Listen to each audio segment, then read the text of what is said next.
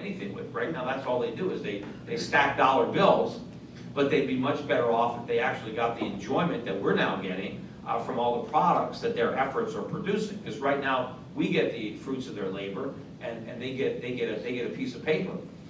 So I don't think that China or the rest of the world is going to be in a position to give us an additional bailout when they're already, suffering the consequences of all the money that they've already spent bailing us out. We have exported our bad monetary policy all around the world. I mean, China is suffering now inflation because of their currency peg, and they might try, to combat it with higher reserve requirements or higher rates, but none of that's going to work. As long as they're printing RMB to buy dollars, they're going to have inflation. And the only way to solve the problem is to stop creating it. They can't do that unless they let their currency go up. And I think that this is going to happen, that countries are going to back away from buying our debt.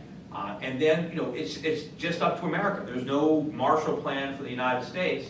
So either we confront these problems in a realistic way, which means rejecting all the tenets of Keynesianism, allowing the prices to fall, real estate prices, stock prices to fall, allow Americans to rebuild savings, to go back to sound money. It'd be great if we could go back on the gold standard, but even if we don't, we've got to let interest rates go up dramatically in this country, and allow a pool of savings to rebuild. And of course, if we're going to start producing, one of the other problems that we now have in America is that we have burdened industry with so much regulations and onerous taxation, and even beyond that, the litigation.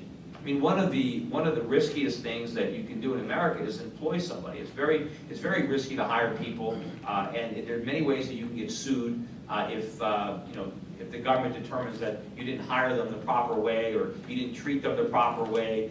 So a lot of businesses just try their best not to hire anybody, or if they hire somebody, they want to minimize the number of people they hire because they need to minimize that risk. They need to minimize that liability. If you can outsource the job, that's what you do. If you can automate and replace a human being with a machine, that's what you do.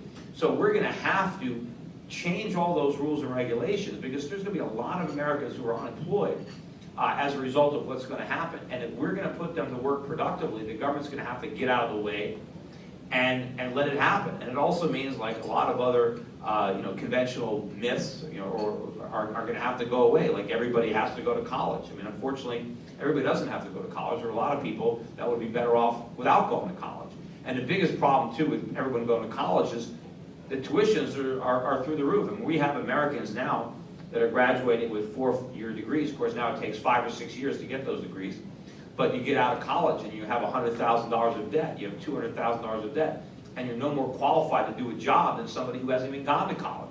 A lot of times they major in things that are completely irrelevant and give them no real job skills, but it doesn't matter because they were able to get a government guaranteed loan, and so they can pay some inflated tuition to get a worthless degree. We don't have the resources anymore to spend all this money basically sending our kids to 5 or 6 years of summer camp, and then they graduate in debt. We can't do that. We have to let the market bring down those prices. We have to do the same thing in healthcare. We've got so much of the American economy now devoted to healthcare because of all these government subsidies, and that's why it's so expensive. We have to deal with that, and all this stuff can be dealt with if we go back to free market principles, if we can get the government out of the economy, out of micromanage the economy, and we can go back to free market capitalism. And we are in a gigantic hole. There's no question about it. Years and years of this Keynesian policy and cheap money has destroyed what was a once mighty industrial economy. There's no question that we are in a gigantic hole. But I also know that we can get out of it. I mean, there have been countries that were in worse shape. I mean, look at the problems of Germany or Japan at the end of the Second World War. I mean, those countries came back. I mean, they were, imagine what their countries, the shape that they were in after they lost those wars. True, we helped them a bit, but what really helped them was capitalism. And so it's going to work in America. I made the comment that capitalism is doing really, really well in China. And I'm sure if we tried it in America, it would work just as well here. In fact, it might work even better. But anyway, I'm not sure if I've been speaking for an hour yet, but I want to open it up to some questions. on Schiff, if anybody has any. Yeah. My name is Peter White. Thank you very much for a very stimulating talk. You seem to be saying that bad government policy can't trump fundamental market forces forever. But Washington seems to be saying, yes, it can. And the political mindset in Washington is just kick the can down the road, and we can keep doing that forever. And most of us will be gone in 4 years, and there'll be another bunch of guys, and they won't be responsible, and so on. We'll just keep kicking the can down the road. Yeah. So just one more last to that. So is there really going to be an end to this process? And then if you're right that the current bubble is a government bubble, how will that burst? Will that be sovereign debt default? Yeah, first of all, the problem with kicking the can down the road is eventually you run out of road. And I think we're at that point. I mean, yes, they're going to try to do it. I mean, no politician is going to confront an issue like this until there's a crisis. Because after all, let's try to postpone it so we don't have to deal with it. Because they're thinking of it in terms of politics. I want to get reelected, and I'm not going to get reelected by leveling with the public and letting them know how bad it is. They want a government fix. So yes, but you run out of road. I mean, I don't think there is a lot of asphalt in front of us. It's all behind us. And so we're going to have to deal with this relatively soon, despite the fact that the politicians don't want to. But that's why I think it's going to be a crisis to get us to do it. And yes, in answer to the second part of your question, the bursting of the government bubble is a sovereign debt. I mean, you see the evidence of the government bubble in the bond market. I mean, look at the yield on 30-year U.S. Treasuries at, 3% or something like that, and the 10-year is just over 2%. It actually got down as low as 1.7 last week. You know, is anybody, who in their right mind would loan money to the U.S. government for 10 years for 1.7%? Nobody would do that. In fact, nobody is buying a 10-year treasury to clip coupons and redeem it in 10 years. Everybody who is buying that bond is buying it with the intention of selling it before maturity. The question is to who? Who's going to buy it when everybody wants to sell? It's the same thing as people who were flipping condos in Las Vegas. People were buying condos without ever having the intention of moving in. The intention was to sell it to somebody else, who also had no intention of moving in. But at some point, someone has to live in that condo. So at some point, somebody's got to be willing to hold that bond to maturity. And, you know, so somebody's going to get hit with these losses. And at some point, you know, people are going to stop buying. Now, a lot of the buying of U.S. Treasuries is coming from foreign central banks. So, you know, they're not buying for economic reasons. They're buying for political reasons. China says it's in their political interest to show up at our auctions and buy our treasuries. It doesn't matter to China whether it's a good investment or not. They're doing it because of political considerations. But the political winds can change. China can decide it's not in our interest to buy these bonds, and then we're not buying them. And so the buyers are going to go away, and ultimately the only buyer that's left is the Fed. But when people realize that the Fed is the only buyer, that's it, it's over. And of course, because the minute they see that, then everybody wants out of dollars. And it doesn't matter if the Fed is buying treasuries. I don't want corporates. I don't want munis. I don't want any debt denominated in dollars. Because if you see the Fed is printing all this money, the dollar is going to be losing a lot of value. It's going to be losing a lot more value than the interest rates. No one's going to want to buy, you know, a General Electric bond that pays 7% if inflation is 15%. So then, you know, and then the Fed, if the Fed wants to maintain this game, then it has to expand its quantitative easing. It has to start buying everything. It has to buy those GE bonds unless it wants to watch the yields go up to 20 or 30%. It's got to buy the muni bonds from the state. It's going to have to buy everything. And then what do you have? Right? You get Zimbabwe if the Fed is the only buyer of all the debt. So at some point, it has to stop. At some point, we have to make a decision. You know, what fate do we want? I mean, are we really going to destroy the dollar? I mean, there probably are some people that think that we can create just enough inflation to ease the debt. And maybe if we just destroy half the value of the dollar over the next 5 years, or that we can reduce half the value of the debt. It's not going to work. You know, I mean, it's not. You know, the government is not that precise, or and even if that it could work. I mean, that's still, if our creditors realize that that's what we're going to do, they're not going to sit and ride that down over the next 5 years. They're going to get out. When people figure out that our policy is to have the value of the dollar, they're not going to ride it down. So you can't have this orderly decline of the dollar, because it'll become disorderly as soon as people wise up to what's going on. So we're going to get this crisis, and you know, and the government debt bubble is, you know, the government is spending all this money. You know, now what is Obama? They want to spend more. They want to have a gigantic infrastructure program. I mean, we're broke. How are we going to afford this infrastructure? And I say it's like somebody loses their job and they decide that they're going to put in a swimming pool. You know, yeah, it's nice to have a swimming pool, but if you're broke, you really can't afford to do that. You got to do something else. Yes, it would be nice if we had prettier roads and nicer schools, but you know what? We don't have the money, and it doesn't stimulate the economy to fix up the schools, right? Just because you create a job by somebody working in a school, where'd the resources come from? Where'd the money come from? What aren't we doing because we're building that school? Maybe what we're not building is building a factory somewhere that we really need to build because we have to produce. You know, ultimately, the government can create a lot of work, right? The government can create work for everybody, but it can't create real productive jobs, right? Everybody in the Soviet Union had a job. Nobody was unemployed in the Soviet Union.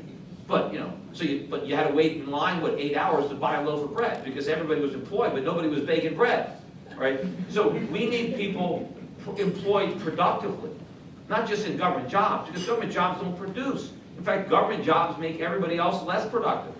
I don't know if we have anyone here working for the government, but the private sector has to pay their salaries. The money that we send to Washington in America is the money that we can't use to invest or grow the economy.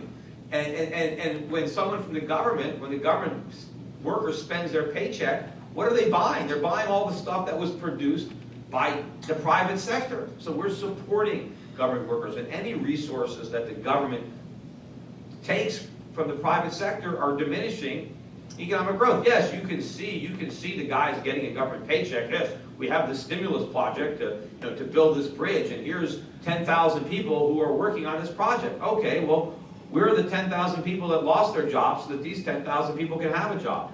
And you know, do we need this bridge? You know, the government says it doesn't even matter. Even if we build a bridge to nowhere, the key is just to build a bridge. And of course it matters. I mean, infrastructure spending can be a benefit, but only if it raises our productivity. Yes, if building a bridge in a particular area ultimately raises our productivity because it makes transportation costs lower because now we can go straight on this bridge instead of like taking a longer trip, then yes, that investment in infrastructure can help the economy, but only in the long run. When the returns start to roll in the short run, the expense of the investment is a burden on the economy. We need the resources. We need to have the freed up resources to build that bridge. The payback comes in the long run. Now that doesn't mean we shouldn't do the investments. Obviously, if there's a payback, we should make it. But to say that we can stimulate the economy in the short run by doing it is false. But yet, the government wants to try to do this, wants to try to spend more money when it's broke. And of course, how does it want to finance the infrastructure? It wants to issue more debt. Well, that bubble is going to burst because pretty soon the lenders are going to say, we don't want a loan. You know, in Greece, nobody was talking really about Greek debt a couple of years ago. The debt was there, but nobody was worried about it. And the Greek government was able to pay it because the interest rates were low. All of a sudden, people start to say, you know, they owe a lot of money in Greece. Maybe they can't pay it all back. And then the lenders get worried, and they don't want to buy the bonds anymore. And so interest rates start to go up. And now the government is, they can't afford to pay the higher rates. The same thing is going to happen in America. People are going to wake up and realize that we're broke, we can't pay this money back, and they don't want our debt. And then rates start to go up, and then we can't service the debt that exists. And then it's a self-perpetuating prophecy. We're running a gigantic Ponzi scheme. And if you don't think we're running a Ponzi scheme, our politicians acknowledge that in the most recent debate over raising the debt ceiling. Remember what President Obama said? Remember what the Secretary of the Treasury said, Timothy Geithner? If we don't raise the debt ceiling, we're going to default on our debts. There you go. It's a Ponzi scheme. The Treasury told our creditors that you are the low man on the totem pole. That if we can't borrow more money, we're not going to pay you back the money you've already loaned us. Now, remember, this is what we said would happen if we imposed our own lending standard, because the debt ceiling is a self-imposed limit. But think about it this way. What are we going to tell the world if the world says, we're not going to lend you any more money anymore? Well, okay, then we're not going to pay you back the money you've already loaned us. That is a Ponzi scheme. America will pay interest on its debt as long as it can borrow more money to do it. And we will pay principal on our debt, as long as somebody will loan us the money to repay that principal. But the minute people stop loaning us money, we're not paying anybody. That's exactly what Bernie Madoff did. There is no difference. Time for one more question. Oh, there's a lot of questions. Well, okay, let's go for a few then. All right. Okay. Okay. Why did you set up an office in Montreal, and how do you see the Canadian situation? Well, we had a couple of individuals here in Montreal that wanted to join the firm. They lived in Montreal, had a pretty good book of business, and so it seemed like a good opportunity to have a Montreal office. We started in Toronto, but the reason that I expanded up into Canada was because I had been developing quite a following up here in Canada. A lot of people in Canada were reading my work, they were seeing me on television, they were following me on the internet, so I began to develop a pretty good following up here, and I thought that that was a good market potential for people who also might want to utilize my brokerage services. And since, again, this is part of the problem with government regulations, because of the security regulators, I'm not allowed, as an American brokerage firm, to take an account for somebody who lives in Canada. So people would call me up, and they'd say, hey, I'd like to open up an account with you. Well, I'm sorry, government rules say I can't do business with you. So we ended up opening up a firm in Canada so that we can comply with the laws, so that Canadians could legally do business with me, only they're not doing business with me directly, they're doing it indirectly through a firm with which I have an ownership interest and which follows my investment philosophy. And what about the Canadian situation? What about it? Well, how do you see the future? Like, are we? No, I mean, Canada is not in the predicament of America. America is unique in the structure of its economy. I mean, if Canada had been issuing the world's reserve currency for 50 years, you'd probably be just as screwed as we are. But, the world gave us a lot of rope, right? And so we hung ourselves with it. Canada didn't get all that rope. In fact, you guys were in trouble a while ago, and you dealt with it. Because, you had no choice. Politicians had to start cutting back because the Canadian dollar was going down. There were some people were starting to realize that, hey, every country, New Zealand has done it, Sweden has done it. I mean, a lot of countries that had too much government had to change. They had no choice. America hasn't had to make that decision yet because we've had a choice. Keep borrowing. The world will let us do it. And so we've developed this crazy economy that no one else can have, an economy that's totally dependent on foreign capital, on foreign money so that we can spend, and on foreign goods so that we have something to buy. And so we've been able to run an economy that's basically a service sector. But it's really easy to run an economy when you don't need factories. When you don't need all that equipment. I mean, all we have to do is open up a storefront and put a cash register in there. And that's all we do. I mean, all we do is sell all the stuff that everybody else makes. But that's not viable because eventually the people who are selling us stuff want to get paid. And when they realize that, hey, we can't pay, and America is happy to continue to charade indefinitely. You just keep sending us stuff and we'll pretend that we can pay for it. But at some point, that vendor financing is going to come to an end, especially when the vendors realize that they're not really financing, they're giving. Right? The world is giving us stuff, because if we're never going to pay for it, then it's a gift. And I think most people, it's not charity. The Chinese aren't sending stuff here because they're feeling charitable. They think they're getting paid. I mean, we got them conned, but they're waking up. I know you can't give specific investment advice, but what are you telling your U.S. clients right now? You're very good at pointing to the problem, but what's the solution for a U.S. Well, I tell my U.S. clients without getting into... Yeah, well, to divest. If I think the dollar's going to go down, I don't want to own dollars. I don't want to own any U.S. debt. I tell people to buy gold. I tell people to buy silver. I tell people to buy natural resources, commodities, stocks. I invest money all around the world to get out of the U.S. One place is Canada. We have exposure to Canadian, resource companies, mining companies, oil and gas companies, even, just we own REITs up here, or utilities up here. I own bonds. I own Canadian bonds for clients. But that's a small part of the overall portfolio. We've got money in Scandinavia. We've got money in Australia and New Zealand. We've got money in Southeast Asia. We have money in Europe. If the U.S. collapses like you're predicting, wouldn't have a worldwide effect, and all values would collapse? Well, no. I mean, if I think the dollar is going to collapse, it's going to collapse against other currencies. It's not so. So the dollar. So if you have money in other currencies, you're going to be better off if the dollar loses value relative to those currencies. Now, what you're saying is, if the U.S. stock market collapses, Would that bring down other stock markets? Probably. But to what degree, and then how quickly might they recover? But I'm not necessarily thinking the U.S. stock market is going to collapse. I think in real terms it will, but in terms of dollars it won't. Nominally, U.S. stocks could go up even as their real value is imploding. The Dow has lost over 70% of its value in the last 10 years if you price it in gold. The Dow has gone from 40 ounces of gold to 7, or less than 7, and it was over 40. That's going to continue. But I also think that the global economy net is going to be better off after the U.S. collapses than before. Because I think the real problem for the U.S. economy is the cost of propping us up. I think all of the resources that are having to be diverted from productive economies to America to finance its consumption, that is the burden that the world is bearing. And I think if the world stops doing that, I mean, imagine if we weren't selling, $2-3 trillion worth of treasuries every year. Imagine if the world had all that money back, that instead of buying all these treasuries, they did something else with that money. So what would that do? How much better off would countries be if they invested that money productively in their own economies rather than loaning it to the U.S. government to squander it? And imagine how much better off consumers in other countries would be if their currencies rose in value so that oil prices were coming down, food prices were coming down. See, prices are going up all around the world. If the dollar collapsed, for some people, prices would be coming down. And so, their standard of living would be rising.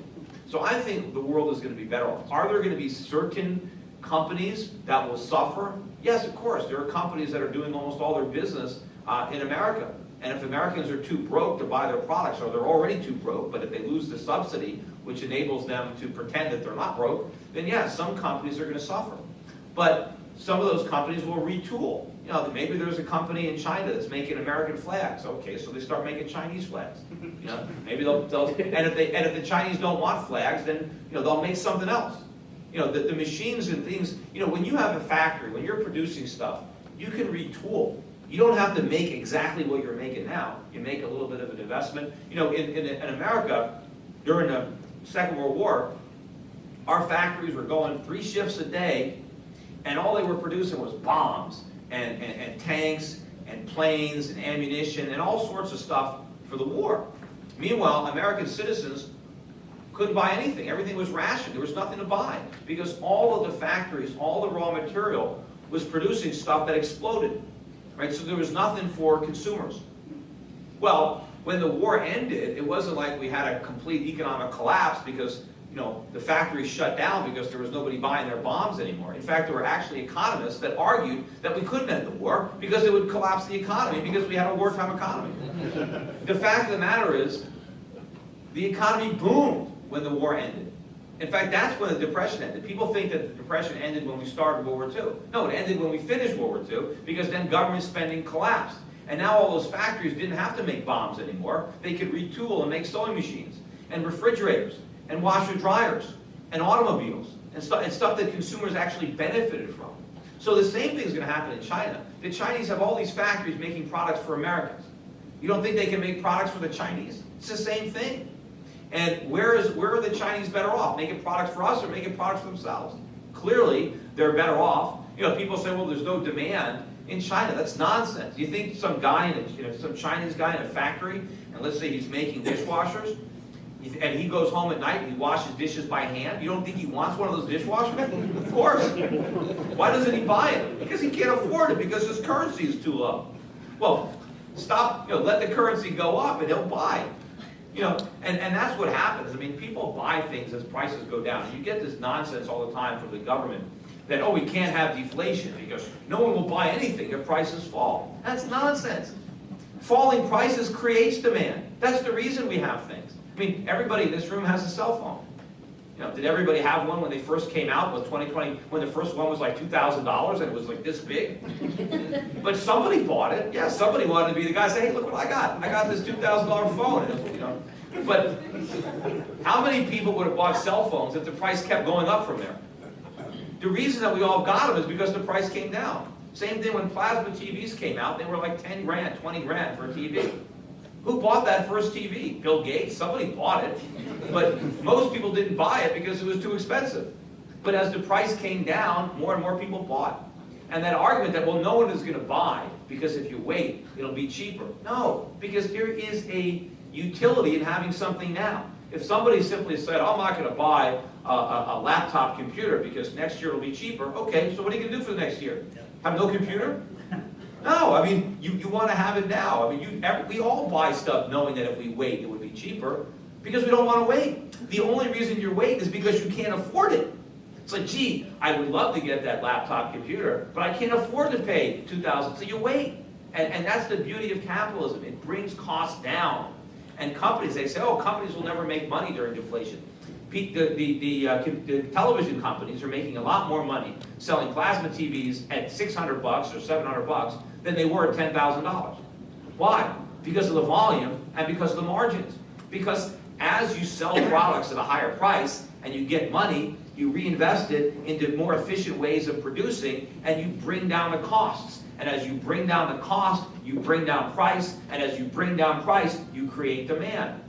So it's the exact opposite of what the Keynesians say, that we need inflation, that people won't buy anything unless they think it's going to go up. I mean, think about any kind of merchant, any store. What does a store do if they have a lot of stuff and they want to sell it? They have a sale, right? They don't say, hey, we got a lot of extra merchandise, let's mark it up. Yeah, then people, here's what I'll tell my customers, I'm going to mark everything up 20%, and you better hurry up, because if you don't buy now, I'm going to mark it up 30%.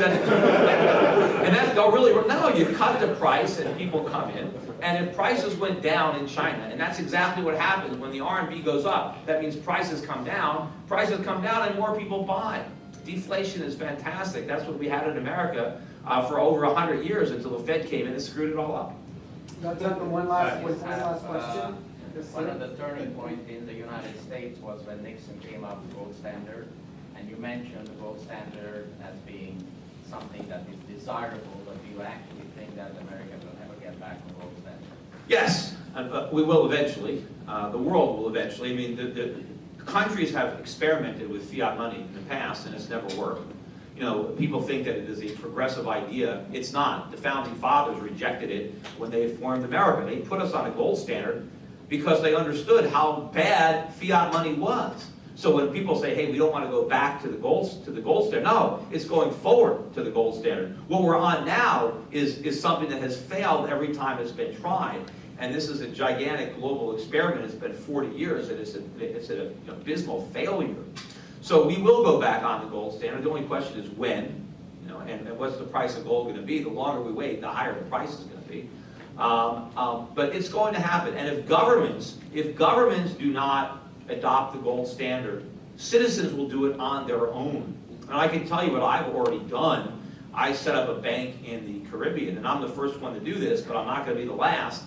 But people who have an account with me at my bank, Euro Pacific Bank Limited, they can hold their gold through me. I'll store it through, we have an agreement with Perth Mint in Australia, so I will store your gold, but when you open up an account, I send you a MasterCard, a debit card, and that debit card gives you access to your gold. And people think, well, gold is great for money, it's a good store of value. Well, how do I spend it? Well, this debit card lets you do that, because you take my debit card into a store, and you can spend your gold as easy as you can swipe that card. And you can buy merchandise with it, or you can take cash out of an ATM machine. So people can get on the gold standard themselves. They can save gold, they can spend gold, and if central banks are going to keep interest rates at zero and have this race to the bottom, and that's what we have now, a global currency war, right? And the object of a currency war is to commit suicide, right? It's the only war where the object is to kill yourself. And so all the countries are fighting to see who can destroy their currency the fastest. And if that is the war, well, the people aren't going to want it. You're not going to want to save a currency where your government is telling you that at the end of the year it's going to be worth a lot less than it is at the beginning of the year. So more and more people are going to want to own gold. And with the technology that we have today, with a debit card and computers, you can spend your gold almost as easily as you can spend your paper. And the people that you're transacting with don't know the difference. But you know the difference, because if currencies are going down, let's say 20% a year, and you have your money with me, your bank deposits are growing every year. And so for you, prices are coming down. So your neighbors could be complaining, hey, look at prices are 10% higher than they were last year, but for you they could be 10% lower because you're paying in gold. And so when you buy something, you can think in terms of how much gold does this cost? Because the price of everything has been falling in terms of gold for 10 years. and it's probably going to continue. So, you want to put yourself on a gold standard, there's nothing that stops it. Now, sometimes there's tax laws and governments kind of get in the way, but eventually they're not going to be able to stop this. And they're going to be forced to go back on a gold standard because the people will demand it. And the main reason that the politicians object to a gold standard is because under a gold standard there's discipline. Under a gold standard you can't run deficits. Under a gold standard you can't put interest rates at 1%. It doesn't work. Gold keeps the banks honest. It keeps the government honest. That's why the government always wants to get rid of a gold standard. It's like, it's like high school kids at a prom. They don't want the chaperone there. They're going to try to, But, we want the chaperone there because we know what a bunch of high school kids and a bunch of alcohol are going to do if there's nobody chaperoning them. Well, that's the same thing as them. What are our politicians going to do if there's no chaperone? And so but the politicians are never going to do it on their own. The people are going to have to demand it. They're going to have to force the issue. And a monetary crisis, a sovereign debt crisis in America could be the very thing that would force that issue on American politicians. And if we go back on a gold standard, so everybody's going to go back on a gold standard. But we don't have to be the first one to adopt it. Other countries can unilaterally go back on a gold standard. Thank you, Peter, for your presentation.